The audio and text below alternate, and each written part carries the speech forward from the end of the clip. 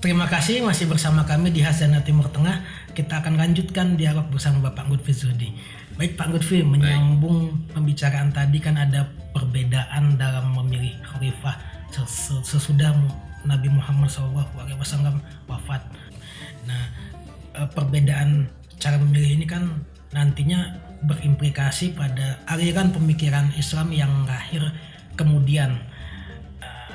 Bagaimana pendapat Bapak tentang aliran yang lahir dari perbedaan pemilihan khalifah ini, Pak? Tadi sebetulnya saya sudah menyinggung ya tentang 1952 ketika lahir Hizbut Tahrir itu merujuk kepada bergegasnya para sahabat meninggalkan kepengurusan jenazah Nabi menuju pemilihan khilafah. Nah, di sisi lain para sahabat ketika meninggalkan tersebut disalahkan oleh Syiah yang 100 tahun kemudian, disalahkan bahkan itu sebagian Syiah khususnya Syiah Isna Asyariyah mengatakan mereka adalah orang-orang para sahabat itu kafir gitu ya.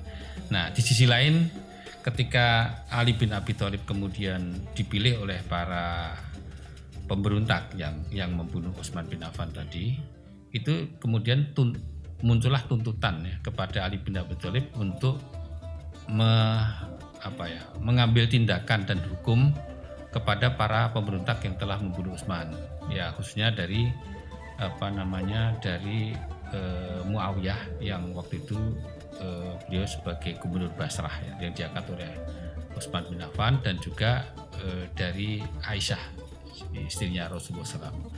Nah, tuntutan tersebut kemudian Ali belum bisa langsung mengambil sebuah tindakan, minta waktu, tetapi waktu belum diberikan, kemudian terjadilah perang Jamal. Perang Jamal itu perang antara Ali dan Siti Aisyah dan tentaranya. Tetapi kemudian perang Jamal bisa diselesaikan. Nah, tetapi setelah itu muncul sebuah perang besar, yaitu perang Siffin, yaitu perang antara tentara Ali bin Abi Thalib dan tentaranya Muawiyah dalam jumlah yang sangat besar.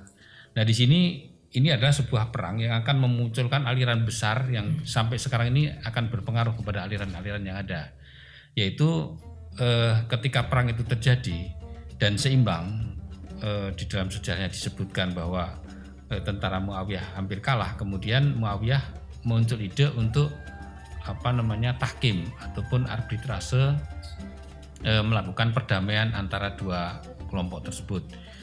Maka Ali bin Abi Thalib diwakili oleh Abu Musa al-Asy'ari, dan pada pihak Muawiyah itu diwakili oleh Amr bin As. Nah, ketika pertimbangan perdamaian ini dilakukan, Ali bin Abi Thalib mencium adanya sebuah tipu daya atau politik.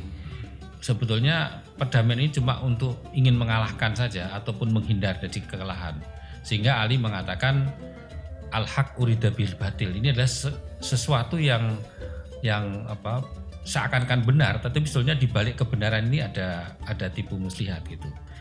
Nah, di dalam kekacauan itu muncullah kelompok lain, yaitu kelompok pendukung Ali bin Abi Thalib yang keluar dari barisan dan jumlahnya besar, puluhan ribu.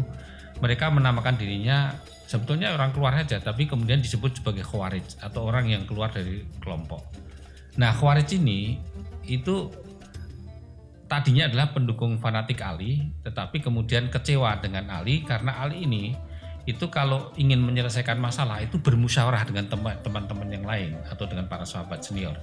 Nah, ini dianggap perbuatan ini itu tidak merujuk kepada Al-Quran. Nah, mereka mengatakan kalau kita menyelesaikan harus kembali Al-Quran, padahal musyawarah juga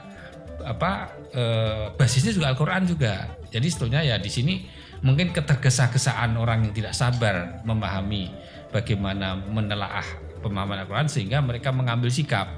Nah, ini mungkin nanti akan sama dengan proses-proses umat Islam selanjutnya. Nah, kelompok Khawarij ini itu menjadi basis kelompok yang mengkafirkan orang. Nah, Khawarij ini kemudian mengambil sikap untuk mengkafirkan Ali dan mengkafirkan musuhnya Ali, yaitu Muawiyah. Awalnya memang tidak langsung kafir, tapi mereka berbasis kepada bahwa mereka ini telah melakukan sebuah ijtihad yang salah. Nah, ijtihad salah itu adalah sebuah langkah pemikiran yang salah. Nah, menurut mereka langkah pemikiran yang salah ini itu adalah dosa besar. Dan dosa besar menurut mereka adalah kufur. Nah, ini bedanya dengan pendapat mayoritas umat Islam yang sekarang ini mengatakan orang yang mengambil langkah suatu pemikiran itu kalau benar mendapatkan 1 pahala, 2 pahala, kalau salah 1 pahala, kan gitu. Ini tidak. Mereka mengatakan kalau mengambil ijtihad itu salah adalah dosa besar. Nah, dosa besar adalah kufur menurut mereka. Nah, oleh karena itu mereka mengkafirkan Ali dan Umayyah, sehingga mereka mengirimkan para pembunuh untuk membunuh Muawiyah dan membunuh Ali serta membunuh jurundingnya yaitu Amr bin As dan Abu Musa al-Asy'ari. Kemudian Ali bin Abi Thalib terbunuh oleh Abdullah bin Muljam, adalah seorang muslim yang dikenal taat ibadah dan bahkan ada yang mengatakan dia hafal Quran. Jadi artinya pemikiran teman orang ketaatan itu bisa mengambil langkah salah jika tidak berpikir dengan jernih. Gitu. Nah, disinilah munculnya awal pengkafiran sesama umat Islam. Gitu. Takfiri itu.